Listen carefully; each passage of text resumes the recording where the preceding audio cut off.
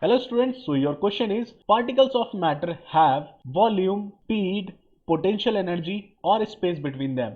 So students, in this question you all know that matter can be found either in solid, liquid or gas depending upon the temperature that they have. Okay students, if we see our first option, that is volume. So students, volume is the amount of space that something contains or fills. So students, to find out volume, here no fixed matter is given and speed does not have any relation with matter. And if we talk about potential energy students, then it is the form of energy that an object gains as it lifts any object. Okay students, and if we talk about students our last option, that is space between them. So the particles of matter have space between them students. To understand this, let us take an example students.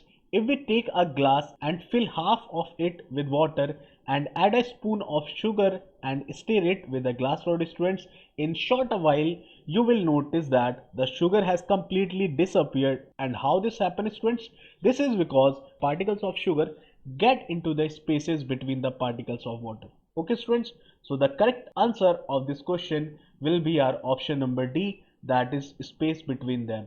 The particles of matter have space between them. So I hope students this explanation is clear to you. So see you all in our next video. Till then, take care. Have a nice day.